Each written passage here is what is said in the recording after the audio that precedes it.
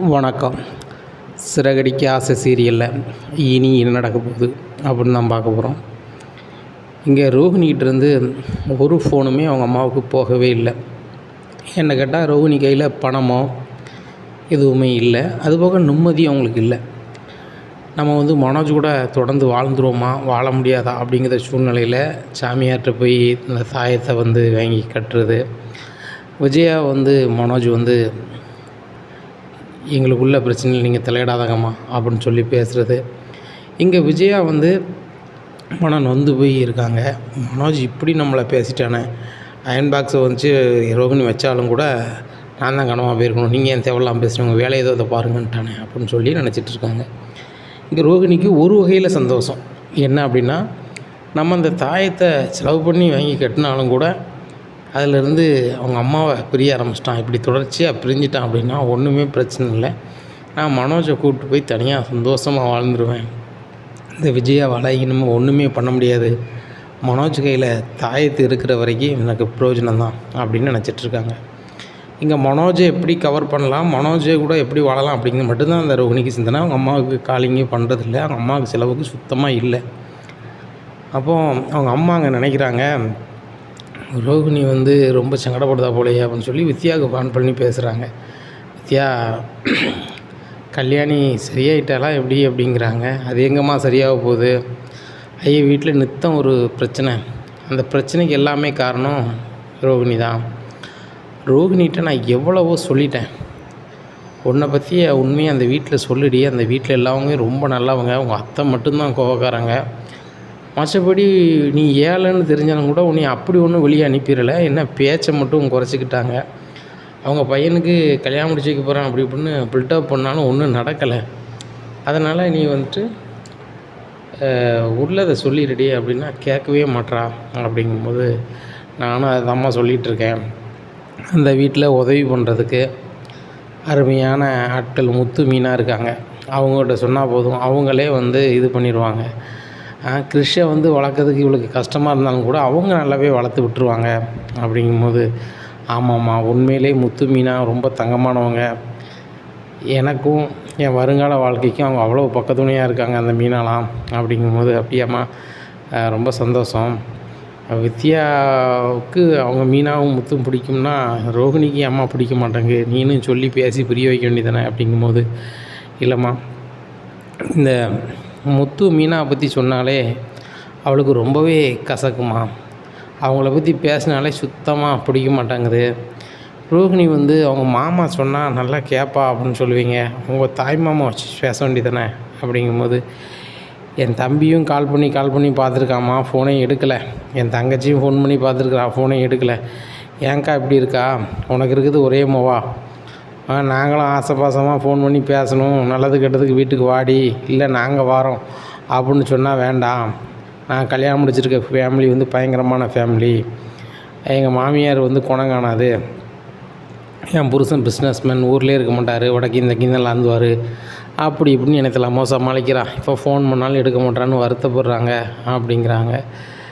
ஏம்மா, அவன் நிலைமை தான் காரணம், இல்லைன்னா அவள் ஃபோன் எடுத்துகிட்டு தான் செய்வா, நான் பேசும்போது பேசுகிறேம்மா, என்னம்மா உங்களுக்கு செலவுக்கு இது இருக்கா அப்படிங்கும்போது இல்லைம்மா இருக்கட்டும் அப்படிங்கிறாங்க. ஏம்மா, நீங்கள் பேசும்போதே தெரியுது உங்கள் கையில் செலவுக்கு இல்லைன்னு சொல்லிவிட்டு, எனக்குன்னு யார் இருக்கா, எனக்கு நீங்கள் அம்மா மாதிரி தானே, நான் உடனே வாரேன்னு சொல்லிட்டு பைக் எடுத்து வராங்க. வரும்போதே வீட்டுக்கு தேவையான ஜாமான்கள் எல்லாத்தையும் வாங்கி கொண்டு கொடுக்காங்க. ஏம்மா, இதில் ஒரு 20,000 ரூபா இருக்குது, வச்சுக்கோங்க, ரோகிணி இருக்கிற நிலைமையில் அவள் கண்டிப்பாக உங்களுக்கு செலவு தர முடியாது. அப்படிங்கும்போது இங்கே வெயில் ஓவராக இருக்குது, கிராமத்தில் நம்ம வீட்டு முன்னாடியே நல்ல மரங்கள் இருக்கும், நல்ல இனலாகவும் இருக்கும், அது போக சொந்த பந்தத்தையும் பார்த்த மாதிரி இருக்கும். நானும் கிறிஷு ஊருக்கு போயிட்டு வரோம், நீ கல்யாணியை பார்த்தா சொல்லிடுமா. அப்படிங்கும்போது சரிம்மா நான் சொல்லிடுறேன், இங்கேருந்து எப்படி போவீங்க அப்படிங்கும்போது பஸ்ஸில் தான் போகணும் அப்படிங்கிறேம்மா, அதெல்லாம் வேணாம், நான் ஒரு கார் புக் பண்ணிடுறேன், வாடகை நான் கொடுத்துட்றேன் அப்படிங்கிறாங்க. வித்யா, இது பண்ணதே பெரிய விஷயம், வீட்டுக்கு சாமான்லாம் வாங்கிட்டு வந்திருக்கேன், என்ன கையில் ஒரு 20,000 வந்திருக்கேன் அப்படிங்கம்மா, அதில் ஒரு 2,000 வருமா, போட்டோம் அப்படின்னு சொல்லிட்டு ஒரு வண்டியை புக் பண்ணி அந்த வண்டியிலே அனுப்பி விட்டுறாங்க. அனுப்பி விட்டுட்டு இதை சொல்லிடுவோம் கல்யாணிட்டு அப்படின்னு சொல்லி ரோகிணி கால் பண்ணுறாங்க. ரோகிணி அப்பவும் ஃபோன் எடுக்கலை. இங்கே மிஸ்டு காலை பார்க்குறாங்கன்னா ரோகிணி ஃபோனை எடுக்கலை. ஏன்னு கேட்டால் அவங்களுக்கு விஜயாவுக்கு இப்படி பண்ணிட்டோம், விஜயா பதிலுக்கு என்ன பண்ண போகிறாங்கன்னு தெரியலையே அப்படின்னு சொல்லி யோசிச்சுட்ருக்காங்க. ஏன்னா நம்ம வந்து தாயத்தை கட்டினதுனால மனோஜ் சத்தம் போட்டார். இப்போ இந்த விஜயா நேராக கடைக்கு தான் போய் சண்டை எதுவும் போடுவாங்களா அப்படின்னு சொல்லி நினைக்காங்க. அங்கே கடைக்கு போகிறாங்க. அதே மாதிரி விஜயா அங்கே மனோஜ்கிட்ட சண்டை போட்டுட்ருக்காங்க. என்ன மனோஜ் நினச்சிட்ருக்க, அயன் பாக்ஸு ஒன்றை சுட்டுருச்சு அப்படின்னு சொல்லி நான் அந்த அளவுக்கு வந்து நான் வருத்தப்பட்டுட்ருக்கேன் ரோகிணியால். நீ உன் வேலையை பார்த்துட்டு போகணும், நீ பொசுக்குன்னு சொல்லிட்ட. அம்மாவுக்கு எவ்வளோ சங்கடமாக இருக்குண்டா, உன்னை எவ்வளோ பாசமாக வளர்த்தேன். அதுபோக வந்து இந்த வீட்லேயே அதிகம் உன்னை தானடா படிக்க வச்சேன், எனக்கு உன்னை தானடா பிடிக்கும். எனக்கு அப்புறம் இந்த என் வீடாக இருக்கட்டும், நான் சேர்த்து வைக்கிறதா இருக்கட்டும், எல்லாம் உனக்கு தானடா. உங்கள் அப்பாவுக்கு தெரியாமல் உங்கள் அப்பா பென்ஷனையும் உங்கள் அப்பா வாங்கின சம்பளத்தையும் கொஞ்சம் கொஞ்சமாக வாங்கி வாங்கி பேங்கில் சேர்த்து போட்டுருங்க. யாருக்காக? உனக்காக தானே. அப்படிங்கும்போதுமா எவ்வளோம்மா சேர்த்து வச்சுருக்கீங்க அப்படிங்கிறாங்க. டே அது ஒரு 10 லட்சம் இருக்குண்டா அப்படிங்கம்மா. நல்லா இருப்பீங்கம்மா, அந்த 10 லட்சத்தை எப்படியாவது எடுங்கம்மா. அப்படிங்கும்போது இல்லைடா, என் கடைசி காலத்துக்கு அப்புறம் உனக்கு அது ஆகும்னு தான் வச்சுருக்கேன். அப்படிங்கும்போதேம்மா அதுக்குள்ளே நான் பெரிய ஆளாயிடுவேன், எனக்கு இந்த 10 லட்ச ரூபா வேணும் அப்படி இப்படின்னு சொல்லி கொஞ்சம் பேசிக்கிட்டு இருந்தோடனே இங்கே மேலும் கடுப்பாயிருதுங்க ரோகிணிக்கு. அப்போ நம்ம தாயத்து வேலை செய்யலையா, இவங்க 2 பேரையும் பிரிக்கலான்னு பார்த்தா இப்படிலாம் இவங்க வந்து பாசத்தில் பிணைதாங்களே அப்படின்னு சொல்லிட்டு இருக்கிறாங்க. உடனே சரிடா வானா எடுத்தார அப்படின்னு சொல்லி கூப்பிட்றாங்க. ஆகா நம்மளை பார்த்துட்டா வேறு எதாவது பிரச்சனையாக இருமான்னு சொல்லிட்டு நான் பாருன்னு கடையை விட்டு வெளியில் போயிடுறாங்க. அப்புறம் 2 பேரும் ஒரே காரில் போய் அந்த பேங்கில் பணத்தட்டு கொடுக்காங்க. இந்த 10 லட்ச ரூபாய்ச்சி என்னடா பண்ண போகிற, இந்த 10 லட்ச ரூபா எப்படி நான் பேங்கில் போட்டேன்னு சொல்லி உங்கள் அப்பாவுக்கோ வீட்டில் உள்ளவங்களுக்கோ தெரியாது, நான் சிறுக சிறுக சேர்த்தது தான் அப்படிங்கிறாங்க. சரிம்மா இது கொஞ்சம் கடன்காரங்களுக்கு கொடுக்க வேண்டியிருக்குமா அப்படின்னு சொல்லி கடன்காரங்களை வர சொல்லி 10 லட்ச ரூபாயை பிரித்து கொடுக்காங்க. என்ன மனோஜ் எங்களுக்கு வந்து 3ல் ஒரு பகுதி தான் தந்திருக்கீங்க அப்படிங்கும்போது இல்லை நான் தரேன் அப்படின்னு சொல்லிட்டு எப்பா இப்போ ஓரளவு ரிலீஃபாக இருக்குது அப்படின்னு நினச்சிட்ருக்காங்க. விஜயாவை சொல்கிறாங்க, ஏம்மா நீங்கள் வந்து தந்ததுனால எனக்கு 3ல் ஒரு பகுதி கொடுத்துட்டேன், கொஞ்சம் ஃப்ரீயாக இருக்குமா அப்படிங்கும்போது, டேய் மனோஜ் எப்போவுமே அம்மா வந்து உனக்கு நல்லது மட்டும்தான் நான் செய்வேன், ஆனால் அம்மாவை இப்படி சொல்லும் போது நான் காலிலேருந்து இன்னும் சாப்பிடல அப்படிங்க இருக்கம்மா, நான் சாப்பாடு வாங்கிட்டு வரேன் சாப்பாடெலாம் வாங்கிட்டு கொடுக்காங்க. அப்போ அசோக்கிட்ட ஃபோன் பண்ணி ரோகிணி கேட்குறாங்க, அங்கே இன்னும் எங்கள் மாமியார் அங்கே தான் இருக்காங்களா அப்படிங்கும்போது, ஆமாம்மா பேங்க் ஏதோ போய்ட்டு வந்தாங்க, போய்ட்டு வந்து பணத்தை கடன்காரங்க வர சொல்லி 3ல் ஒரு பகுதியை கொடுத்தாங்க, கொடுத்துட்டு இப்போ 2 பேரும் சாப்பிட்டுருக்காங்க, பிரியாணி சாப்பிட்ருக்காங்க அப்படிங்கிறாங்க. அப்படியா, சரி சரி, இப்படி பணம் கொடுத்தா கண்டிப்பாக மனோஜ் வந்து அந்த சைடில் தான் மாறுவார், எப்படியாவது கிராமத்தில் இருக்க வீட்டை விற்கணும், விற்றுட்டு மனோஜ் இருக்க மீதி கடன் நம்ம கொடுத்துடணும், கொடுத்தோன்னே அம்மாவோட பெரிய ஆள் நம்மளை தெரிய வரணும் அப்படின்னு சொல்லி நினைக்காங்க. அப்போ ரோகிணி அம்மாவுக்கு கால் பண்ணி, அம்மா அப்படின்னு சொல்லிட்டு நல்லா இருக்கியா கிருஷ்ண எப்படி இருக்கானே கேட்கல, ஏம்மா கிராமத்தில் இருக்க வீட்டை விற்றுருவோம்மா, பேசாமல் விற்றுட்டு அந்த பணத்தை கொஞ்சம் தாம்மா, தந்தாதாம்மா அந்த வீட்டில் எனக்கு நல்ல பேர் கிடைக்கும் அப்படிங்கிறாங்க. ஏய் ஒரு அம்மானு ஒருத்தி இருக்கேன், சாப்பிட்டேன் வச்சேனா, இவன் மோகன் ஒருத்தர் இருக்கான், என்னாச்சு ஏதாச்சுன்னு ஒரு வார்த்தை கேட்கல, இப்போ கூட உன் வாழ்க்கை தான் இருக்கியடி, என்னைக்கிடி உன் பையன் கிருஷ்ணை பற்றி நினைக்க போகிற, உன்னை பற்றி தாயின்னு ஒருத்தி வயசான காலத்தில் நான் இருக்கேனே, எனக்கு வேறு உடம்புக்கு முடியலையே, அந்த நர்ஸு பிள்ளைக்கு சம்பளம் கொடுக்கணும், வந்துட்டு போய்கிட்டு இருந்தால, என்னாச்சு ஏதாச்சுன்னு பார்த்தியா அப்படிங்கும்போது, ஏம்மா என்னம்மாச்சு அப்படிங்கிறாங்க. இப்போ கேளு, நான் கிராமத்துக்கு வந்துட்டியா அப்படிங்கிறான். ஆமாம், வித்யா தான் என்னை கார் பிடிச்சி அனுப்பிவிட்டா, வித்யா என் செலவுக்கு 20,000 கொண்டு தந்தா, வீடு சாமான்லாம் கொண்டு தந்தா, அதெல்லாம் கொண்டுட்டு கிராமத்துக்கு வந்துட்டேன், இனி 1 மாதத்துக்கு நான் அந்த கிராமத்தில் தான் இருக்க போகிறேன், அதுக்கப்புறம் கிறிஸுக்கு லீவு முடிஞ்ச பிறகு தாங்க வரணும், நாளைக்கு சொந்த பந்தத்தை பார்த்த மாதிரி ஆயிரும், கிராமத்துலலாம் கொஞ்சம் தண்ணி காடு இருக்குது, கொஞ்சம் கூலாக இருக்கும், அது போக அங்கே சிட்டிக்குள்ளே ரொம்ப வெக்கையாக இருக்குடி, அங்கே இருக்க முடியல, நீனும் போனேன் எடுக்கலை, இல்லைன்னா உன்னை பார்த்துட்டு சொல்லிட்டு வந்துக்கலான்னு பார்த்தேன், அதுக்கு நடக்கலை, எங்களை அனுப்பிவிடும் போதும் வித்யா கால் பண்ணால் நீ ஃபோனையும் எடுக்கலை அப்படிங்கும்போது, ஆமாம்மா எனக்கு இங்கே ஏகப்பட்ட வேலை அப்படிங்கிறாங்க. எல்லா வேலையும் கேள்விப்பட்டேன், உன் மாமியார் தாயத்தை வாங்கி கொண்டு கட்டுறதும் நீ தாயத்தை வாங்கி கொண்டு கட்டுறதும் இது நல்லதில்லை, உன்னை பற்றியே உண்மையை அந்த வீட்டில் சொல்லி என்ன எல்லார்கிட்டையும் மன்னிப்பு கேட்குறது தான் கரெக்டாக இருக்கும், நீ பணக்காரி இல்லைன்னு தெரிஞ்சால் கூட அவங்க வந்து உன்னை வீட்டை விட்டு அனுப்பலை அப்படிங்கும்போது, அனுப்ப தான் நினச்சாங்க, ஏன்னா பணக்காரி இல்லைன்னு தெரிஞ்ச பின்னாடி எங்கள் பாட்டி வந்து எல்லாம் சரி பண்ணிட்டாங்க, இல்லைன்னா சங்கடம் அப்படிங்கும்போது, உங்கள் பாட்டி வந்து வீட்டில் மூத்தாள் சரி பண்ணதுக்கு இருக்காங்களா, அதே மாதிரி உங்கள் வாழ்க்கையும் உங்கள் பாட்டிகிட்ட சொன்னால் சரியாக போகுது அப்படிங்கும்போது, ஏம்மா நீ நினைக்கிற மாதிரி இல்லை, நான் மலேசியாவிலேருந்து வந்த பணக்காரி இல்லைன்னு மட்டும்தான் தெரிஞ்சிருக்கு, நான் வாழ்க்கையை மறைச்சிட்டு வந்து இங்கே இருக்கேன்னு தெரிஞ்சிச்சுன்னா மறு நிமிஷம் செகண்ட் வந்து என்னை வீட்டு விட்டு அனுப்பிடுவாங்க, நாங்கள் இருக்கவே முடியாது, ஒரு நொடி பொழுது கூட இங்கே இருக்க இயலாது அப்படிங்கிறாங்க. இங்கே பாரு ரோகிணி, உன் வாழ்க்கையை காப்பாற்றுறதுக்கே போராடிட்டு இருக்கிய, இந்த பையனை எனக்கு அப்புறம் யார் பார்ப்பா? நல்லா நினச்சிப்பார். வித்யாவுக்கு என்னைய பார்க்கணும், எனக்கு செலவு தரணும், வீட்டு சாமான் வாங்கணும்னு அவசியமே கிடையாது. உன் ஃப்ரெண்டுங்கிற ஒரே காரணத்துக்கு தான் எனக்கு செய்கிறான். நீ அவளுக்கு கூட சரியான மரியாதை கொடுக்க மாட்ற, அவளுக்கு கூட கால் பண்ணால் எடுக்க மாட்ற, என் ஃபோன் எடுக்க மாட்ற. கிறிஸ் எவ்வளோ கஷ்டப்படுறான் தெரியுமாடி, உன்னை பார்க்கணும்னு அழுறான், என்னடி பண்ண முடியும் அப்படிங்கும்போது, ஏம்மா நான் கிறிஷை பார்க்க வரம்மான்னு சொல்லி கிராமத்துக்கு கிறிஷை பார்க்க போகிறாங்க. அங்கே போய் கொஞ்சம் நேரம் தான் இருக்காங்க. நேராக எதுமா நான் கிளம்புறேன் அப்படிங்கிறாங்க. நீ வந்து 1/2 மணி நேரம் ஆகலை, உடனே கிளம்பணுங்கிற அப்படிங்கும்போது, ஏம்மா நான் மெட்ராஸ் வரைக்கும் போகணும்ல அப்படிங்கும்போது, நீ சொல்கிறடி. அவன் இப்போ தூங்கிட்டான்.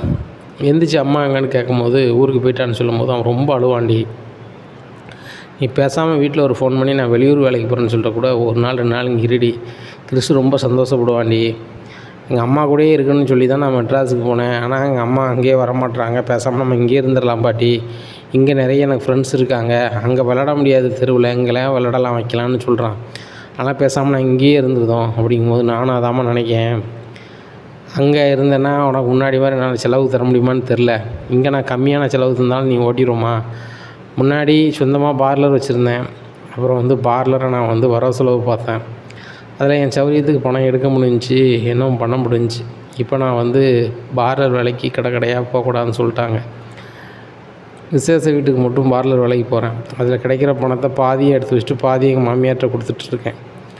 ஆனால் இனிமேல் நான் யார்கிட்டையுமே எந்த காசும் கொடுக்க மாட்டோமா அப்படிங்கும்போது, அப்படி பண்ணாதடி, உன் மாமியார் வந்து அதை வந்து உனக்காக சேர்த்து வைப்பாங்க அப்படிங்க. எனக்காகலாம் சேர்த்து வைக்கல, அவங்க என்னமோ சேர்த்து வச்ச மாதிரி அவங்க பையன் கையில் பெரிய காசாக கொடுக்குறாங்க அப்படிங்கும்போது, சரி அதுவும் உனக்கு பிரயோஜனம் தானே அப்படிங்கும்போது, ஏம்மா சொல்லுன்னு தப்பாக நினச்சிக்காத, கிராமத்தில் ஏதாவது வீடு உனக்கு ஒரு வாடகைக்கு பார்க்கலாமா அப்படிங்கும்போது, எதுக்குடி அப்படிங்கிறாங்க. இல்லை இந்த வீட்டை பேசாமல் விற்றுட்டோம்னா மனோஜ்கிட்ட கொண்டு காசு கொடுத்தோம்னா எனக்கு கொஞ்சம் இமேஜ் இருக்கும் அப்படிங்கிறாங்க. உன் இமேஜுக்காக கிறிஷோட வாழ்க்கையை சங்கடப்படுத்துன்னு நினைக்கியா?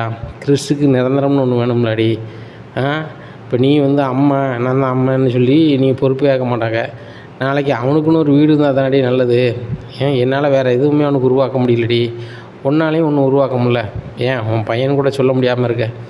அப்படியே வீடாவது அவனுக்கு ஆகணும்ல அப்படிங்கும்போது, இல்லைம்மா இந்த காசு இருந்தால் தானே மறுவாதியாக இருக்கும், நான் இதை விற்க தான் போகிறேன், என் பேர் தானே இருக்குது அப்படிங்கும்போது, உன் பேரில் இருக்கா? எனக்கு அப்புறம் உனக்குன்னு சொன்னோன்னே தவிர்த்து உன் பேரில் இல்லை, வீடு என் பேரில் இருக்குது அப்படிங்கிறாங்க. ஏம்மா அப்போ உன் பேரில் இருந்தால் எனக்கு தரமாட்டேம்மா அப்படிங்கிறாங்க. இங்கே பாருடி, கிறிஷுக்குன்னு ஏதாவது நான் செய்யணும்லாடி, நான் என்ன பண்ணிட்டேன் பண்ணும் பாரு, ஒன்றும் பண்ணலை அவனுக்காக அப்படிங்கும்போது, சரிம்மா நேராகிட்டு நான் கிளம்புறேன்னு சொல்லிட்டு கிளம்பிடுறாங்க. இங்கே கிறிஷ் அம்மா எங்கே அப்படின்னு கேட்குறாங்க. அம்மா இப்போ தான் போனா அப்படின்னோடனே தெருவில் தேடிக்கிட்டு ரொம்பவே அழுகிறாங்க. அழாதடா, உங்கள் அம்மையோட நிரந்தரமாக நீ சேர்க்கறதுக்கு நான் வழி பண்ணுதேன். உங்கள் அம்மா ஒரு நாளும் உன்னை பற்றியே உண்மையை சொல்லி அந்த வீட்டில் சேர்க்க போகிறதே இல்லை. நான் ஒரு தப்பு பண்ணிட்டேன். உன்னை வளர்க்க அந்த மீனாவை முத்துங்க கேட்கும்போது கொடுத்துருக்கணும். ரோகிணின்னு உங்கள் அம்மா வந்து அந்த வீட்டில் ஏமாற்றிக்கிட்டு இருக்கா. அந்த வீட்லேயாவது உங்கள் அம்மா கல்யாணம் இருக்க வீட்லையாவது நீ இப்போ இருந்திருப்ப. நான் தேவையில்லாத வேலை பார்த்துட்டேன். இவன் என் பிள்ளை யாரும் கொடுக்கக்கூடாது வைக்கக்கூடாதுன்னு சொன்னோன்னே, சரி பாசத்தில் சொல்லுதாலே இப்போ தாயாகி போனாலே அப்படின்னு சொல்லி நினச்சேன். ஆனால் இனிமேலாம் இதை பார்த்தா சரி வராது அப்படின்றாங்க ரோகிணி அம்மா. இப்படியா இருக்குது இந்த சூழ்நிலையில். கிராமத்தில் எல்லோரும் லட்சுமி அக்காவை தேடி வராங்க. ஏக்கா பேசாமல் கிராமத்துலேயே இருந்திருக்கா, நீ உடம்பு சரியில்லாத ஆள் பக்கத்துலேயே ஆஸ்பத்திரி இருக்குது, அதுபோக நாங்களாம் சொந்த பந்தம் இருக்கோம் பார்த்துக்கிடுவோம், நீ சிட்டிக்குள்ளே போயிருந்தேன் எப்படி? உன் தங்கச்சி வீட்டில் நல்ல வசதி, உன் தங்கச்சி மாப்பிள்ளை உன் வீட்டுக்கு வந்தால் மோரை கொஞ்சம் தூக்குவார், அப்படி இருக்கும்போது பேசாமல் இங்கேயே இறமுக்கா அப்படிங்கிறாங்க. நானும் இங்கே தான் இருக்கலான்னு பார்க்கேன் அப்படின்னு சொல்லிவிட்டு நேராக அங்கேருந்து கிளம்பி பள்ளிக்கூடத்தில் போய் கிறிஷோட பேப்பரெல்லாம் வாங்குதாங்க. படித்த பேப்பரை வாங்கிட்டு கிராமத்தில் இங்கே சேர்த்துற வேண்டி தான். கல்யாணி சொல்லலாம் கேட்டுகிட்டு இருந்தால் லாய்க்கப்படாது. அவள் அங்கே இருங்கம்பா, அங்கே இருந்தாலும் வந்து பார்க்க மாட்டாங்க, இங்கே இருந்தாலாவது நாலு சொந்த பந்தத்தோடு இருக்கலாம். நம்மளுக்கு உடம்பு முடியலனாலும் பக்கத்து வீட்டால் என்ன ஏதுன்னு பார்ப்பாவா, அது சிட்டிக்குள்ளே பக்கத்து வீட்டுனாலும் என்னென்னு பேச மாட்டாவா, வாடகையும் அங்கே நிறைய அமௌண்ட்டு கூட. நம்ம பேசாமல் இந்த மாதம் கல்யாணிகிட்ட ஃபோன் பண்ணி சொல்லி வாடகை வேண்டாம் அப்படின்னா அங்கே ஒரு 2 லட்ச ரூபாட்ட கொடுத்துருப்பான்னு நினைக்கிறேன் அட்வான்ஸு. அதை வாங்கினா கூட அவளுக்கு செலவுக்கு ஆகும், அவளும் செலவுக்கு இல்லாமல் முழிக்கா அப்படின்னு சொல்லி நினைக்காங்க. இங்கே பள்ளிக்கூடத்தில் சொல்லி ஒன்றுமான்னு சொல்லி பள்ளிக்கூடத்தில் போய் சொல்லுதாங்க. ஏம்மா இன்னும் கொஞ்ச நாள் இருக்குது பள்ளிக்கூடத்து சேர்றதுக்கு, கொஞ்ச நாள் கழிச்சு வாங்க அப்படின்ட்டுருந்தாங்க. சரி அப்படின்னு சொல்லிட்டு வந்துருந்தாங்க. இப்படியா இருக்குது. இங்கே ரோகிணி வந்த உடனே விஜயா கேட்குறாங்க, உன் பாட்டில் ஒரு சௌரியத்துக்கு ஊர் சுற்றுவியா அப்படிங்கிறாங்க. ஆண்டி நான் ஒரு வேலை விஷயமாக தான் வெளியே போனேன் அப்படிங்கிறாங்க. என்ன விஷயமா போனேன்? வேலை விஷயமாக தான் போனேன். சரி காசை கொண்டா அப்படிங்கும்போது, இல்லை ஆண்டி இன்னொரு நாள் ஃபங்க்ஷனு, அட்வான்ஸ் தான் கொடுத்தாங்க 1000 ரூபா அப்படிங்கிறாங்க. அந்த 1000 ரூபாய் கொண்டா அப்படின்னு சொல்லி 1000 ரூபா வாங்கிக்கிறாங்க. இங்கே ரோகிணி நினைக்காங்க இங்கே ஒன்றும் நடக்காது போலயே, நம்ம ஆத்திர அவசரத்துக்கு கூட வெளியே போக முடியல, வெளியே போனால் எங்கே போனேன் ஏது போனேன்னு பணம் கூட கேட்குறாங்களே அப்படின்னு நினச்சிட்டு இருக்காங்க. இங்கே மீனாவுக்கு ஒரு பெரிய ஆர்டர் வந்திருக்கு. ஹாலில் உட்காந்து பூ கட்டிகிட்டு இருக்காங்க. அப்போ விஜயா வராங்க. ஏய், ஹாலெல்லாம் உட்காந்து பூ கட்டிக்கிட்டு இருக்கக்கூடாது அப்படிங்கும்போது, சரித்த அப்படின்னு சொல்லி பூவெல்லாம் அள்ளி கொண்டு கட்டிலில் வச்சு கட்டுதாங்க. இதெல்லாம் ஹாலில் இருக்கக்கூடாதுன்னு சொன்னேன் அப்படிங்கிறாங்க. உடனே முத்து வராரு. எங்களுக்கு என்ன தனியாக ரூம்பாக இருக்குது, இங்கே தான் எங்கள் ரூம்பு, இதான் எங்கள் ஹாலு, இங்கே தான் கட்டுவோம் அப்படிங்கிறாங்க. உடனே மனோஜ் வராரு. டே, அம்மா சொன்னால் கேட்க மாட்டீங்களோ, நீங்கள் தொழில் பண்ணி சம்பாதிக்கிறது இந்த வீடை பூரா வந்து பூவாக்கணுமா அப்படிங்கிறாங்க. டே, குப்பையாக்கலை, பூவாக தான் ஆக்கியிருக்கோம், வீடு பூரா மனமாக இருக்கா, மீனா செய்கிற வேலை ரொம்ப மனமானது அப்படின்ட்டு இருக்கும்போது, மீனா மீனா அப்படின்னு சொல்லி தேடிட்டு 2 பேர் வராங்க. உடனே ஏய் என்னடி ஒன்றெல்லாம் தேடிட்டு எல்லோரும் இங்கே வந்துட்டுருக்காங்க அப்படிங்க. அத்தை கொஞ்சம் சும்மா இருங்க அப்படின்னு சொல்லிட்டு அவங்க வாங்கக்கா பூவெல்லாம் கட்டிட்டேன் அப்படிங்கிறாங்க. அப்படியா, சரி ரைட்டு, இதில் ஒரு 15,000 இருக்குது மீனா அப்படிங்கிறாங்க. அக்கா நான் 14,000 தான் கேட்டேன் அப்படிங்கிறாங்க. மீனா வேலை ரொம்ப சூப்பராக செய்வேன், உனக்குன்னு நாங்கள் மறுவாதி கொடுக்கணும்ல, அதில் தான் இதில் 15,000 இருக்குது அப்படிங்களக்கா. வேணாம் அப்படிங்கிறாங்க. மீனா அடுத்தாப்பில் நாங்கள் சொன்னால் உடனே இப்போ தான் செஞ்சு தருவேன், நீ இப்போ பார்த்தல நாங்கள் சொன்ன கொஞ்ச நாள்லேயே எங்களுக்காக நீ பண்ணித்தரல அப்படிங்கிறாங்க. அக்கா 2 நாள் டயர் இருந்துச்சு, இதெல்லாம் ஈஸியாக பண்ணிடுவோம்லக்கா அப்படிங்கிறாங்க. இல்லை மீனா, உனக்கு டெக்கரேஷன் வேலை அப்படி இப்படின்னு வருது, அது போக வீட்டுக்காருக்கு நீ கொஞ்சம் ஹெல்ப் பண்ணுற என்ன, அப்படி இருக்கும்போது எங்கள் வேலை செஞ்சு தரது பெரிய விஷயம் தானே, இல்லை 15,000 வச்சுக்கோ, அடுத்தாப்புல ஒரு பெரிய ஆர்டரோடு நீ சந்திக்க அப்படிங்கிறாங்க. சரிக்கா அப்படின்ட்டு சொல்லும் போது மீனா சொல்கிறாங்க, எங்கள் இதில் நம்மளுக்கு ஒரு 10,000 வருமானம் வந்திருக்குங்க அப்படிங்கும்போது, என்ன மீனா சொல்கிற அப்படிங்கிறாங்க. ஆமாங்க, பூ விலை ரொம்பவே குறைஞ்சிருச்சு, இவங்ககிட்ட சொல்லும் போது பழைய விலை சொல்லியிருந்தேன், முகூர்த்தம் இருக்கும்போது சொல்லியிருந்தேன், இவங்க வந்து அதே ரேட்டை கொடுத்துட்டாங்க அப்படிங்கும்போது, சரி மீனா இதை உண்டியலில் போட்டுக்கலாம் அப்படின்னு சொல்லி 15,000 கொண்டு போடுதாங்க. இதை விஜயா பார்க்காங்க. ஓ, அப்போ பணம் நிறைய சேர்த்து வச்சுருக்கீங்களா, அன்றைக்கி 5,000 போட்டான், இன்றைக்கி 15,000 போடுதான், ஏற்கனவே வேலை ஒரு 1,50,000 லட்ச மேலே கிடக்கும், கிட்டத்தட்ட 2 லட்ச ரூபாய்க்கு மேலே அங்கே கிடக்குமோ, சரி ரைட்டு, ஒரு நாள் என்னைக்காவது வந்து இதை ஆட்டையை போட்டுற வேண்டியதான் அப்படின்னு சொல்லி விஜயா நினைக்காங்க. இங்கே மனோஜ் நினைக்க 2 லட்ச ரூபாவில் கிடைக்கணும், நம்ம செலவுக்கு ஆகாமல் இதை நம்ம நாசுக்கு ஒரு நாள் ஆட்டை போடுறோன்னு அவங்க நினைக்காங்க. ரோஹிணி நினைக்காங்க, நம்ம கையில் காசே இல்லை, இந்த நிலமையில் உண்டியலில் அவங்க பணம் நல்லா சேர்க்காங்களேன்னு அவங்க 3 பேருமே அந்த உண்டியலில் எப்படியாவது அது பணத்தை ஆட்டை போடணும் அப்படிங்கிற மனதில் நினைக்காங்க. இவங்க மாடியில் ரூம் கட்ட சிறுக சேர்த்துட்டு வராங்க. அந்த எண்ணம் யாருக்குமே இல்லை. விஜயாவுக்கு என்ன பண்ணால், அந்த மாதிரியில் உள்ள பணத்தை எடுத்துட்டோம்னா அவங்க மாடியில் ரூம்பே கட்ட முடியாது, நம்ம என்னைக்கு வீட்டு விட்டு போகணுன்னா கூட அந்த முத்து மீனாவை அசால்ட்டாக அனுப்பிடலாம். மாடியில் வீடு கட்டாங்கன்னா ஏன் விடுமாங்க, நாளைக்கு எனக்கு வீடு வேணும்னு சொல்லி இந்த மீனா சொன்னாலும் சொல்லுவா, ஏன்னா என் வீட்டுக்கார் பேரில் பாதி வீடு இருக்குது, அவர்கிட்ட நாசுக்காக பேசி எழுதி வாங்கினாலும் வாங்கி விடுவா. இப்போ வீடு இருக்க நிலமையில் மீனாக தான் சீக்கிரம் மாதமாகவாளோ என்னமோ அது வேறு தெரியல. ஏன்னா ரோகிணிக்கும் மனோஜுக்கும் ஆகலை, விலையும் நிற்காங்க. இந்த சுருதி பிள்ளை, நான் இப்போ பிள்ளை பார்க்க மாட்டேன், எனக்கு பயமாக இருக்குது, அப்படி இருக்குது இப்படி இருக்குன்ட்டு அவள் இது பண்ணிக்கிட்டு இருக்கா. 2 பேரும் தான் அந்யோன்யமாக இருக்காங்க. ஆனால் காலில் அதுக்குள்ளே வசதி இல்லை, ஆனாலும் இது எப்படி இருக்குன்னு தெரில அப்படின்னு சொல்லி விஜயா மனசுக்குள்ள என்னெல்லாமோ நினைக்காங்க. இப்படியா இருக்குது. இங்கே கிராமத்தில் கிறிஷோட பாட்டி பல மாதிரி யோசிச்சு பார்க்காங்க. இங்கே கல்யாணி வீட்டில் இருக்க நிலைமையில் கல்யாணி ஒரு நாளும் தன்னை பற்றியான உண்மையை அந்த வீட்டில் சொல்ல போகிறதே இல்லை. அவள் சொன்னாலும் அங்கே அம்பலம் ஏற போகிறதில்ல, அப்படி தான் இருக்குது. அப்படி இருக்கும்போது நம்ம தான் ஏதாவது வழி பண்ணணும். அவங்க வீட்டில் சுத்தமாக இப்போ மாப்பிள்ளைக்கும் மறுவாதையும் இல்லை, ஏன்னா கடன் அலையுதார். அதனால் படிச்சுட்டு பெரிய லெவலில் வேலைக்கு எதுவும் போகல, அப்பா பணத்தில் தான் கடை ஆரம்பிச்சிருக்காங்க. அவங்க கையிலையும் கொஞ்சம் நம்ம காசு கொடுத்தா கொஞ்சம் நல்லதாக இருக்கும். ரோகிணி இந்த வீட்டை கொடுங்க, வீட்டை விற்று கொடுங்க, வீட்டை விற்று கொடுங்கன்னா வீட்டை விற்று கொடுத்துட்டு இவன் நம்ம கிறிஷுக்கு என்ன பண்ணுறது அப்படின்னு சொல்லி நினைக்காங்க. கிறிஷையும் அங்கே சேர்க்கணும். அப்படியே நம்ம வந்து ஒரு வாடகை வீட்டுக்கு போய் இந்த வீட்டை விற்று கொண்டு கொடுத்தாலும் அவங்களுக்கும் பிரயோஜனப்படணும், அங்கே கல்யாணி அதே வீட்டில் வாழணும். அப்போ நம்ம ஏதாவது ஒரு வழி பண்ணி தான் ஆகணும்னு சொல்லி யோசிக்கும் போது தான், சரி ரைட்டு, நம்ம வீட்டை விற்று முதல்ல காசு ஆக்கிட்டு அந்த காசோடு நேராக போய் அந்த கிராமத்தில் அந்த பாட்டி வீட்டில் போய் பார்ப்போம், பார்த்து பேசி ஒழுங்கு பண்ணிடுவோம். அந்த ஊரில் நம்ம சொந்தக்காரங்க தான் இருக்காங்களா, சொந்தக்காரங்க கூப்பிட்டு போயிடுவோம் அப்படின்னு சொல்லி நினைக்காங்க எங்கள் ரோகிணியோட அம்மா. அப்போ தன்னோட வீடை யாராவது விலை கேட்டால் சொல்லுங்கள் அப்படின்ட்டு சொல்லுதாங்க. லட்சுமி அக்கா, எப்போ வீட்டை கேட்டாலும் நான் கொடுக்க மாட்டேன், என் பேரனுக்கு தான் இருப்பேன், நீ என்னக்கா இப்போ வீட்டை விற்கணுங்க அப்படிங்க பக்கத்தில். இல்லை, கல்யாணி சொந்தமாக தொழில் ஒன்று பண்ணுதா, அதை அடுத்தாப்புல டெவலப் பண்ணது கொஞ்சம் பணம் தேவைப்படுது, என் பிள்ளை ஏன்டா கேட்க மாட்டேக்கா, இப்போ நம்ம வந்து கொடுத்தா தான் நல்லாயிருக்கும் அப்படிங்கும்போது, அது என்னமோ உண்மைதாங்க்கா, நம்ம பிள்ளைகள் தொழில் பண்ணி ஜெயிக்கும் போது நம்மளால் முடிஞ்ச காசை கொடுத்தா அது மன நிறைவே வேறு தான், கொடுக்க தான் செய்யணும். ஆனால் உனக்கு இருக்குது இந்த ஒரே வீடு தானே, இந்த வீட்டை விட்டுவிட்டு நினச்சி போகிற அப்படிங்கிறாங்க. என் காலம் இன்றைக்கோ நாளைக்கோ என்ன, நான் ஒரு இருக்கிற வரைக்கும் ஒரு வாடகை வீட்டில் கூட இருந்துக்கிடுவேன். என் பிள்ளை நல்லா இருந்தான்னா எனக்கு பெருமை தானே அப்படிங்கிறாங்க. சரிக்கா, இந்த வீடை வந்து இப்போ தான் கொடுக்கணுன்ட்ருக்கேன். நான் புரோக்கர் வர சொல்லுதுன்னு ஒரு ஆளை வர சொல்லுதாங்க. வர சொல்லிவிட்டு அவர் வீட்டெல்லாம் பார்க்காரு, அளந்தும் பார்க்காரு. ஏக்கா அங்கே பாரு, இந்த வீடு ஒரு 20 லட்ச ரூபா போகும்க்கா. 20 லட்ச ரூபாயை நம்ம முக்கிய முனைக்கு தான் கொண்டு போகணும். அதுபோக இந்த வீடுக்கு கொஞ்சம் பெயிண்ட் அடிக்கணும்க்கா. பெயிண்ட் அடித்தா தான் பழைய வீடு புது வீடு மாதிரி தெரியும். அப்போனா தான் 4 பேர்கிட்ட இது வந்து ஒரு மவுஸாக இருக்கும் அப்படிங்கிறாங்க.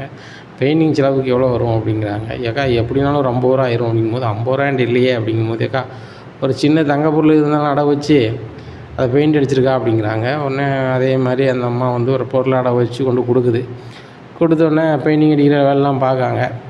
அப்போ வீடை பார்க்க ஒரு புரோக்கர் 2-3 பேரெல்லாம் கூப்பிட்டு வராங்க. கூப்பிட்டு வந்து பார்க்கும்போது, சரி இது ஒரு 25 லட்ச ரூபா சொல்லுதீங்க, நான் 20 லட்ச ரூபா தரலான்னு இருக்கேன் அப்படின்னு சொல்கிறாங்க. உடனே ஐயா கூட ஒரு 5 லட்சம் கிடச்சா நல்லாயிருக்கும் அப்படின்னு சொல்கிறாங்க. அந்த ஆள் போயிடுது. அப்போ இன்னொரு ஆள் வந்து நான் 27 லட்ச ரூபாய்க்கு சொல்லுதீங்க, நான் 25 லட்ச ரூபாய்க்கு வாங்கிட்டுதான்றாரு. 25 லட்ச ரூபான்னா சரி ரைட்டு, 5 லட்ச ரூபா கிறிஸ் அக்கௌண்ட்டில் போடுவோம், 20 லட்ச ரூபாயை கொண்டு மாப்பிள்ளையோட பாட்டிகிட்ட கொண்டு கொடுத்து, தான் இவ்வளோ தான் இருக்குது, வீட்டை விற்று தான் கொண்டு வந்திருக்கேன், என் பேத்தி உங்கள் வீட்டில் வாழறதுக்கு வழியோக பண்ணுங்க, அதுபோக பணக்காரி ஏதோ இல்லை, வாழ்க்கையை மறைச்சி தான் அப்படி பண்ணியிருக்கான்னு நம்ம சொல்லிடுவோம் அப்படின்னு நினைக்காங்க. இந்த பணத்தை வந்து 2-3 நாளில் கொண்டு தந்துடுதுன்னு சொல்லிட்டு அவர் போயிருந்தார். ஒரு 3 நாள் கழித்து வந்து ரோகிணியோட அம்மாட்ட அந்த பணத்தை கொடுக்காங்க. பணத்தை கொடுத்துட்டு அந்த பத்திரமும் முடிச்சுக்கிறாங்க. அப்போ உள்ளூர்லேயே வீடு வாடகைக்கு இருக்காங்க. இப்படியா இருக்குது இந்த விஷயம். ரோகிணிக்கு எப்படியோ தெரிய வந்துடுது. ஏம்மா வீட்டை கொடுக்க போகிறையாம ஒரு ஆள் சொல்லிச்சின்னு மட்டும்தான் அந்த தகவல் போகுது. ஆமாடி, வீடை கொடுத்தா உனக்கு அந்த பணம் ஆகும்லாடி அப்படிங்கும்போது ரோகிணி நினைக்காங்க, சரி ரைட்டு, வீட்டை விற்றுட்டு அம்மா நம்மகிட்ட தானே பணம் தர போகிறாங்க, தந்துட்டாங்கன்னா இது மனசு கொடுத்து இது பண்ணிக்கலாம்னு நினைக்காங்க. வீட்டை விற்றுட்டு வாடகை இருக்கான்னு தெரில, உங்கள் வீடு வந்து விலை பேசப்படுது அப்படின்னு ஒரு ஆள் சொல்லுதாங்க. சொன்னோன்னே தான் கேட்டிருக்காங்க. சரி ரைட்டு, ரோகிணிக்கு தெரிஞ்ச வரைக்கும் இருக்கட்டும், இந்த பணத்தோடு நம்ம அங்கே பெற வேண்டியதான் அப்படின்னு சொல்லி நினைக்கும் போது கிறிஸ் அக்கௌண்ட்டில் போய் ஒரு 5 லட்ச ரூபா போடுதாங்க. ஏன்னா நாளைக்கு அவனுக்கு ஆத்திர வருஷத்துக்கு ஆகிக்கிடும், அவன் படிப்புக்கு அதுக்கு ஆகிக்கிடும்னு சொல்லி போட்டுருந்தாங்க. போட்டு ஒரு 20 லட்ச ரூபா வச்சுக்கிட்டுதாங்க. அப்போ அந்த நாச்சாருக்கு ஊரில் அவங்க சொந்தக்காரர்கிட்ட பேசுகிறாங்க. பேசி நாச்சார் பேரனு தான் என் மோளை கல்யாணம் இருக்குது அப்படிங்கும்போது ஒரு வார்த்தை சொல்லலை.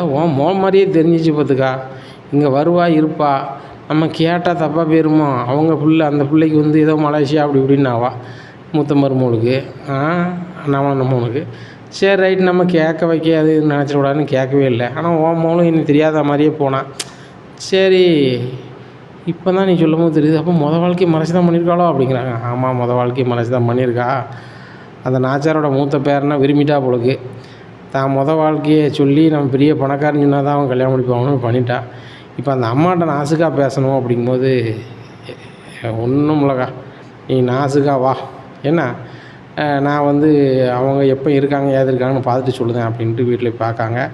அங்கே பாப்பா கேட்குறாங்க, பாப்பாத்திக்கா பாட்டி எப்போ வருவாங்க போவாங்க அப்படின்னு. தோட்டத்துக்கு போயிட்டு சாயந்தரம் 5 மணி தான் வருவாங்க அப்படிங்கிறாங்க. காலையில் எப்போ பார்க்கலாம் அப்படிங்கிறாங்க. விடியாமல் தோட்டத்துக்கு போயிட்டு சாயந்தரம் தான் வருவாங்க, ஆனால் சாயந்தரத்துக்கு மேலே வந்தாலே சரியாக இருக்கும் அப்படிங்கிறாங்க. அங்கே ரோகிணி அம்மாட்ட சொல்லியிருந்தாங்க, ஏக்கா சாயந்தரங்கான்னு வாக்கா, அதான் சரியாக இருக்கும் அப்படிங்கிறாங்க. அவங்க மதியங்கான்னு வந்து சொந்தக்கார வீட்டில் இருந்துருந்தாங்க. இருந்து சாயந்தரம் அந்த பாட்டி வந்தோடனே 5 மணிக்கு மேலே இங்கே வராங்க. வந்தோடனே கிறிஸை கூப்பிட்டே போகும்போது, கிறிஸே பாட்டி நீங்கள் வந்திருக்கீங்களா, வாங்க உட்காருங்க. முத்து மீனாவை தான் உங்களை நினச்சி ரொம்ப ஃபீல் பண்ணுவாவா. இந்த கிறிஸை வளர்க்கணும்னு அந்த முத்து மீனாவுக்கு கொள்ள ஆசை. ஆனால் நீங்கள் 2 பேரும் அங்கே போக மாட்டேக்கியா, உங்கள் பாட்டிக்கு கிறிஸை கொடுக்கறதுக்கு பிடிக்கலை. உங்கள் மவா ஏதோ வெளிநாட்டில் இருக்க வைக்காவன்னு சொன்னாவா, ஏதோ நர்ஸுக்கு ஏதோ வேலை பார்க்கணுன்னாவா, நல்லா இருக்காவளா அப்படிங்கிறாங்க. நல்லா இருக்கா அப்படிங்கிறாங்க. உடனே பக்கத்தில் இருக்க ஆள் சிரிக்கி, அது சம்மந்தமாக தான் நாச்சரமாக அவங்கள்ட்ட பேசணும், இந்த பாப்பாத்தியாக்கோ போக சொல்லுங்களேன், தனியாக பேசணும் அப்படிங்கிறாங்க. பாப்பாத்தி ஏதோ என்கிட்ட பேசணுங்காவா, சரி என்னென்னு கேட்கேன் அப்படிங்கிறாங்க. சொல்லுங்கள் என்ன விஷயம் அப்படிங்கிறாங்க. ஐயோ நீங்கள் பேசிகிட்டு இருக்கோம், நம்ம வீட்டில் வந்து உங்களுக்கு ஒன்றும் தராமல் இருக்கணும் அப்படின்னு சொல்லி மோரை கலக்கி ஒன்று கொடுக்காங்க, குடிங்க சொல்லுங்கள் அப்படிங்கிறாங்க. உடனே என்னை மன்னிச்சிருங்கம்மா அப்படின்னு சொல்லி நாச்சாரம்மா காலில் வந்து அவங்க விழுறாங்க. யார்? லட்சுமி, இந்த ரோகிணியோட அம்மா. உடனே ஏன் காலில் எதுக்குமா விழுற, நீ வயசுக்கு எனக்கு இளைய பொண்ணு தான், நல்லா இருமா, ஏம்மா என்னாச்சு அப்படிங்கிறாங்க. அதனால் கொத்தா அழுகுறாங்க. ஏம்மா அழுகுற சொல்லுமா அப்படிங்கும்போது, என் பேரன் வாழ்க்கையும் என் மகா வாழ்க்கையும் உங்கள் கையில் மட்டும்தாம்மா இருக்குது, என் கையில் இருக்கா, நான் அப்படி என்னம்மா செஞ்சிட்டேன் என் கையில் இருக்குதுன்னு சொல்கிறேன். ஏம்மா என் பேரம்பேத்தியில் எல்லாமே மெட்ராஸில் இருக்காங்க, என் பையன் மெட்ராஸில் இருக்கான், யார் வாழ்க்கையுமே என் கையில் இருக்குது, எனக்கு ஒன்றும் புரியலையம்மா, எங்கள் ஆளுக்கு பூரா அங்கெல்லாம் இருக்காங்க அப்படிங்கிறாங்க. உடனே அதை சொல்லலை, என் மகளும் உங்கள் வீட்டில் தான் இருக்கா அப்படிங்கும்போது, உன் மகளும் என் வீட்டில் இருக்காளா, புதுசாக எதுவும் வேலைக்கு கிளைக்கு வச்சுருக்காங்களான்னு தெரியலையே அப்படிங்கும். வேலைக்கெலாம் வைக்கல, கல்யாணம் கட்டி தான் வந்திருக்கு அப்படிங்கும்போது, யார் கல்யாணம் கட்டி வந்திருக்கீங்க, எனக்கு 3 பேரன் தானே, 3 பேரும் கல்யாணம் ஆகிட்டா அப்படிங்கிறாங்க. உடனே அந்த உள்ளூர் சொந்தக்காரர் சொல்லுவார், ஏம்மா அவங்க மூத்த பேரும் கல்யாணம் ஆகிருக்குலா, அந்த பிள்ளைய தான் சொல்ல வரோம் அப்படிங்கிறாங்க. அவள் பெரிய மலேசியாக்காரன்னு சொல்லி ஏமாற்றிட்டு வந்திருக்கா, அது ஒரு பணக்கார பிள்ளை இல்லை, ஏழை பிள்ளை தான், அந்த பிள்ளை உங்களுக்கு தெரியுமா அப்படிங்கிறாங்க. தெரியுமாவா, அது இந்த அக்கா மோவா தான் அப்படிங்கிறாங்க சொந்தக்காரர். என்னது உங்கள் மோளா அப்படிங்கிறாங்க. ஆமாம்மா என் மோதான், அவள் வாழ்க்கையை மறைச்சிட்டு தான் 2வது வாழ்க்கைக்கு வந்திருக்கா அப்படின்னா, நாச்சியாருக்கு ஒன்றும் ஓடலை. ஒன்று என்னம்மா இப்படி சொல்லுதீங்க அப்படின்னு சொல்லும்போது, அந்த நாச்சியாருக்கு ஒரு மாதிரி ஆயிடுது. நாச்சியார் தண்ணி கிண்ணி கொடுத்து வச்சுருக்காங்க, இந்த அம்மாவுக்கு ஒரு மாதிரி ஆகிட்டா, அப்போ என் வாழ்க்கை அவ்வளோதானா அப்படின்னு சொல்லி இது மயங்கி விழுந்துருது. அப்போ இங்கே உடனே தண்ணி தொளிச்சு பார்க்காங்க, இந்தியில் பக்கத்தில் உள்ள ஆஸ்பத்திரியில் கொண்டு சேர்த்துருந்தாங்க. சேர்த்தோடனே ஆஸ்பத்திரியில் சொல்லுதாங்க, இந்த அம்மாவுக்கு ரொம்ப முடியலை, இந்த அம்மாவுக்கு ஒரு வாரம் கணக்கில் ஆஸ்பத்திரியில் தான் இருக்கணும், அதனால் கூட யாராவது இருங்க அப்படிங்கும்போது நாச்சியாரை வைக்காங்க. இந்த பாட்டிக்கு ஒன்றும் ஓடலை. இவங்க வந்து பாதியில் சொன்னாங்களே, மீதி என்ன ஆச்சுன்னு தெரியலையான்னு சொல்லி ஆஸ்பத்திரியில் அவங்க சொந்தக்காரர் இருக்காங்க. என்னையா ஆச்சுங்கும்போது நடந்ததை பூரான்னு சொல்லுதாங்க. ரோகிணி பேர் வந்து கல்யாணி, உங்கள் வீட்டில் ரோகிணின்னு இருக்குது, அது பணக்கார பிள்ளை ஏதோ கிடையாது, மலேசியாவும் கிடையாது, இந்த குமரி பாளையம் தான். இந்த அம்மாவுக்கு ஒரே பிள்ளை, ஆசபாசமாக வளர்த்தாவா. இந்த லட்சுமி அக்காவோட புருஷன் வந்து 1ஆம் நம்பர் குடியாரன் இதான் உள்ளது. அவர் ஊர் பூரா கடனை வாங்கி வச்சுக்கிட்டு குடிச்சிக்கிட்டு லாந்தினார். இந்த அக்கா வீட்டுக்குள்ளே சேர்க்காதுன்னு வச்சுக்காங்களேன். இதில் கடன்காரங்க பூரா வீட்டுக்கு வந்துகிட்டே இருந்தாங்க. ஒரு கட்டத்தில் என்ன தான் செய்யணும் அப்படிங்கும்போது இவங்க கொடுத்துக்கிட்டு வச்சுக்கிட்டு இருந்தாங்க. பெரிய கடன்காரங்க வந்து நெருக்குதாங்க. அப்போ ஒரு கடன்காரங்க வந்து, நான் கடனை எல்லாத்துக்கும் ஒப்படைச்சிக்கிட்டுதேன், எனக்கு கல்யாணம் முடியாமல் இருக்கு ரொம்ப நாளாக அப்படிங்கிறாங்க. பார்த்தா அவர் ஏற்கனவே கல்யாணம் ஆகி 2வது மாப்பிள்ளை. அவர் வந்து கொஞ்சம் கல்யாணியை கேட்டோன்னா கல்யாணியை கல்யாணம் முடிச்சு கொடுத்துட்டாங்க. அவரும் கொஞ்சம் நாளில் உடம்பு சரியில்லாமல் போய் சேர்ந்துட்டார். இந்த கிறிஸ்டி தான் அதுக்கு பிறந்தது. அதை விட்டு தான் என் வாழ்க்கை வம்பாயிட்டேன்னு மெட்ராஸை பார்த்து போய் அங்கே ஏதோ அந்த பவுட்ரு கூடலாம் போடாவல பார்லர் வேலையா, அந்த வேலையை செஞ்சுக்கிட்டு அது அங்கேயே இருந்துட்டு, அந்த காலகட்டத்தில் தான் உங்கள் பேரனை பார்த்துட்டு போவங்களுக்கு பார்த்துட்டு பிடிச்சி போச்சுன்னு சொல்லி வாழ்க்கையை மறைச்சிட்டு அந்த பிள்ளை கல்யாணம் முடிச்சிருக்கு. இப்போ ஏழைன்னு இதை சொல்லி நீங்கள் பேசுறீங்க அப்படிங்கும்போது இவ்வளோ ஆயிருக்கா. சரி, இந்த பணத்தோடு அந்த அம்மா வந்திருக்கு, இந்த பணம் ஏது அப்படிங்கும்போது வேறு என்ன, அவங்களுக்கு இருந்தது ஒரே வீடு, அந்த வீடை விற்றுருக்காங்க. ஒரு 25 லட்ச ரூபா வந்திருக்கு உங்களுக்கு. 5 லட்ச ரூபாய் அந்த பையன் அக்கௌண்ட்டில் போட்டுவிட்டு 20 லட்ச ரூபாய் கையில் வச்சுக்கிட்டு, இதுதான் பணம், மொத்த பணமே, இந்த பணத்தை வச்சுக்கிட்டு என் மகளை வந்து நல்லா வாழ சொல்லுங்கள், வைக்க சொல்லுங்கள் அப்படின்னு வந்திருக்கு அப்படிங்கும்போது இவ்வளோ பண்ணியிருக்காளா. அவங்களாம் இவ்வளோ கோவம் வருது. ஆனாலும் வாழ்க்கை இப்படி சங்கடப்பட்டது போய் தான் இது பண்ணியிருக்காளா. சரி ரைட்டு, அவள் இடத்துல யார் இருந்தாலும் செய்யக்கூடியது தான். அதுபோக அந்த விஜயா தான் அவளை வச்சுக்கிட்டு ரொம்ப ஆடிட்டா. என் மருமவா, நான் பார்த்துக்கிட்டுதேன், நான் சரி பண்ணியிருந்தேன் அப்படின்னு சொல்லிட்டு, நீங்கள் பார்த்துக்கிட்டுங்க, நான் கிறிஸை கூட்டிகிட்டு சிட்டிக்கு போகிறேன் அப்படின்னு சொல்லி இங்கேருந்து காரை பிடிச்சி அங்கே போகிறாங்க. இங்கே கிறிஸை கூப்பிட்டு வரதை பார்த்துட்டு விஜயா, என்னத்தை இந்த பையில் பிடிச்சிக்கிட்டு வரையா அப்படிங்கும்போது, கிறிஷே வாடா அப்படின்னு சொல்லி மீனா தூக்கி வைக்காங்க. ஏய் உனக்கு கீழே விடும்போதில்ல, யாரோ என்னமோ அப்படின்ட்டு இருக்கேன். விஜயா வாயை மூடு, எல்லாம் ஒன்று தான் அப்படின்ட்டு இருக்காங்க. இங்கே ரோகிணி எங்கே அப்படிங்கிறாங்க. பாட்டி அப்படின்னு சொல்லி கிராமத்துலேருந்து வராங்க. இங்கே சரி ரூம்லேருந்து வராங்க. இங்கே கிறிஷையும் பாட்டியும் பார்த்தோன்னா ரோகிணிக்கு ஒன்றும் ஓடலை. பாட்டி கூடலாம் வந்திருக்கேன், என்னென்னு தெரியலையா அப்படின்னு சொல்லும் போது, அம்மான்னு கூப்பிடலாமா, கூப்பிட்டா அம்மா பேச மாட்டாங்கன்னு தெரியலையே முடிச்சிட்ருக்கேன். டே உங்கள் அம்மாட்ட போடா அப்படிங்கிறாங்க. இங்கே யார், நாச்சியார். நேராக ரோகிணிட்டு போய் அம்மா அப்படின்னு சொல்லி போய் கிறிஷ் வந்து நிற்கான். நின்றோடனே மீனாவுக்கு ஒன்றும் ஓடலை. முத்து வந்துடுற, என்ன பாட்டி அம்மான்னு சொல்லிட்டு அங்கே போய் நிற்கான். அப்படிங்கும்போது நாச்சியார், ஆமாடா அம்மாட்ட தானே போய் நிற்கான், அதான் அம்மா அப்படிங்கிறாங்க. இதை கேட்ட விஜயா, என்னத்தை சொல்கிறீங்க, ரோகிணி தான் அத்தனை அம்மான்னு சொல்கிறீங்க அப்படிங்கிறாங்க. அம்மா அவள் தானே பத்திருக்கா, அவள் தானே அம்மா அப்படிங்கிறாங்க. உடனே அத்தை எனக்கு ஒன்றும் புரியல அப்படிங்கிறாங்க. எனக்கும் உன்ன மாதிரி புரியாமல் தான் இருந்தேன். அவங்க அம்மா வந்து பாதி விளக்குனாங்க, இவங்க சொந்தக்காரங்க முற்றிலுமாக விளக்கிட்டாங்க. என்ன இருக்குல்ல, இதில் ஒரு வீட்டை விற்ற பணம் 20 லட்ச ரூபா இதில் இருக்கான். இந்த பணத்தை அந்த பிள்ளைக்கு ஏதாவது நகை வாங்குறது கொடுப்பியான், கொடுத்துட்டு இந்த பிள்ளைங்க வாழ வையே என்ன அப்படிங்கிறாங்க. அத்தை எனக்கு ஒன்றும் புரியல, தலையும் புரியல, வாழும் புரியல அப்படிங்கிறாங்க. புரியலையா, இவ தான் மருமவா ரோகிணி சரிதானா, அவளுக்கு ஏற்கனவே கல்யாணம் ஆகி புள்ள இருக்குது, அந்த புள்ள தான் அந்த கிறிஸ் என்ன அப்படிங்கிற. அத்தை நீங்கள் என்னத்தை சொல்லிகிட்டே போகிறீங்க அப்படிங்கிறாங்க. நான் சொல்லிகிட்டே போகல, உள்ளதை தான் சொல்லுதேன். என்ன இந்த பையனை இந்த வீட்டில் வளர்க்கணும்னு முத்து மீனாவும் நினச்சாவோ, இப்போ உள்ளபடியே இந்த பையன் நம்ம வீட்டு பையனாக ஆகிட்டான். இனிமேல் அவன் இங்கே தான் இருக்கணும். சரிதானா? ரோகிணியா கல்யாணத்தை நம்ம பேர் அப்படிங்கிறாங்க. எல்லாம் தெரிஞ்சிட்டு போலே அப்படின்னு சொல்லிட்டு, உங்கள் அம்மாவுக்கு உடம்பு சரியில்லை, என் வீட்டில் வந்து பாதி உடனே சொன்னது பொத்துன்னு விழுந்துருச்சு, உள்ளூரில் ஆஸ்பத்திரியில் சேர்த்துருக்கு, நீ உடனே போய் எங்கே போய் பாரு அப்படிங்கிற, வண்டி வெளியே தான் நிற்கு அப்படிங்கிறாங்க.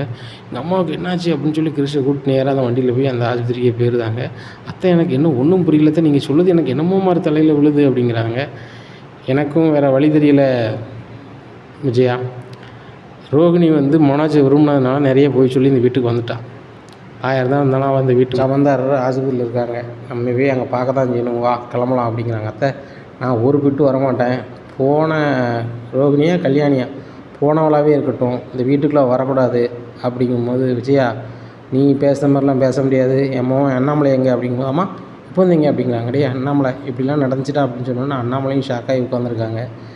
இனி என்ன நடக்கும் இந்த அண்ணாமலை வீட்டில்? விஜயா சொல்லு எடுபடுமா, நாச்சியார் சொல்லு எடுபடுமா அப்படிங்கிறத பொறுத்து வந்து பார்க்கலாம். நம்ம சேனலை மறக்காமல் லைக் அண்ட் சப்ஸ்கிரைப் பண்ணுங்கள். நன்றி, வணக்கம்.